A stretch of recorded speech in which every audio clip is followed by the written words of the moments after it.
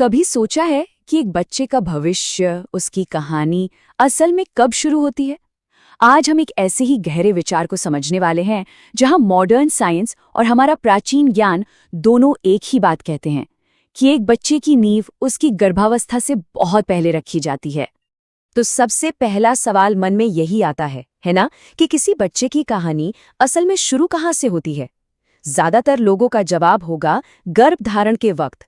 लेकिन क्या सच में ऐसा है? चलिए आज इस धारणा को थोड़ा चैलेंज करते हैं। सच तो ये है कि मॉडर्न साइंस और हमारे ऋषि मुनि दोनों इस बात पर सहमत हैं कि बच्चे का निर्माण गर्भधारण से बहुत बहुत पहले ही शुरू हो जाता है। ये अपने आप में एक बहुत बड़ा आइडिया है जो पूरी सोच को ही बदल देता है।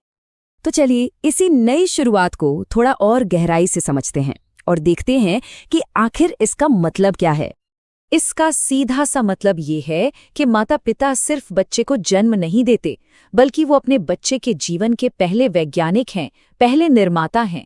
वो गर्भाधारण से कई महीने पहले से ही अनजाने में अपने बच्चे के शरीर, मन और यहाँ तक कि उसके व्यक्तित्व की नींव रख रहे होते हैं। लेकिन सवाल ये है कि ये होता कैसे है? अच्छा, तो चलिए अब इसके पीछे के साइंस में थोड़ा डीप डाइव करते हैं। ये सब मुमकिन होता है एपिजेनेटिक्स नाम की एक कमाल की साइंस की वजह से। इसे जीनोमिक इम्प्रिंटिंग भी कहते हैं। आसान भाषा में हमारे विचार, हमारी भावनाएं, हमारा खाना पीना और हमारी पूरी जीवन शैली, ये सब मिलकर हमारे जीन्स को ऑन या ऑफ कर सकते हैं।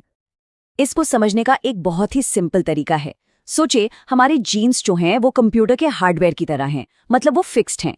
लेकिन हमारी जीवन शैली यानी हमारे विचार, हमारा खान पान, ये सब उस हार्डवेयर पर चलने वाला सॉफ्टवेयर है। और हम सब जानते हैं कि असली कमाल तो सॉफ्टवेयर ही करता है ना? वही तय करता है कि हार्डवेयर अपनी पूरी ताकत से काम करेगा या नहीं।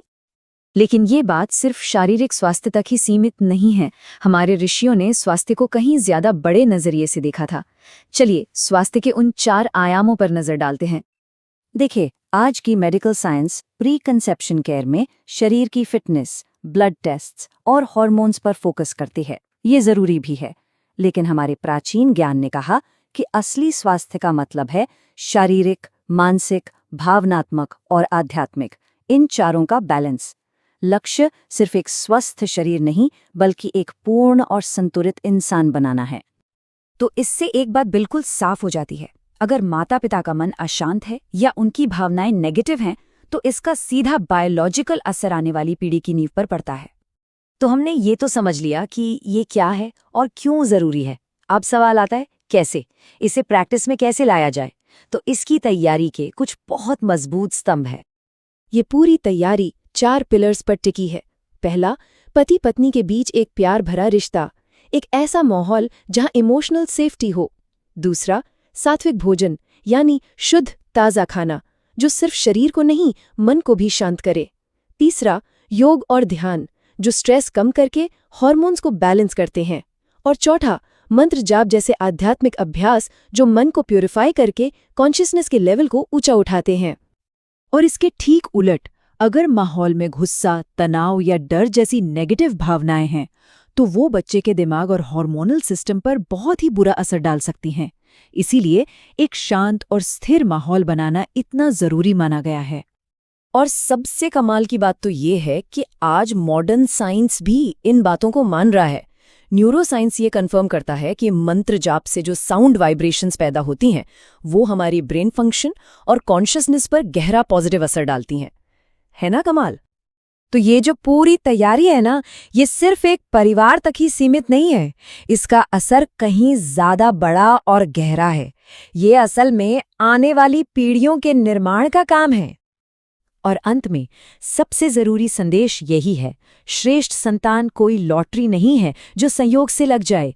वो संस्कारों और सचेत प्रयासों से जन्म लेती है। ये एक लाइन इस पूरी सोच का सार है। इसलिए अगर हम सच में एक बेहतर दुनिया बनाना चाहते हैं, तो इसका मिशन कहीं और से नहीं, बल्कि गर्भ पूर्व तैयारी से ही शुरू होता है। हर परिवार का ये छोटा सा प्रयास मिलकर समाज के भविष्य को एक नया आकार दे सकता है। तो आखिर में सवाल बस इतना है कि क्या हम चीज़ों को बस संयोग पर छोड़ देंगे या फिर अपनी आने वाली पीढ़ी को सचेत होकर गढ़ने की जिम्मेदारी लेंगे? चलिए एक ऐसी पीढ़ी का निर्माण करें जो मूल्यों पर आधारित हो,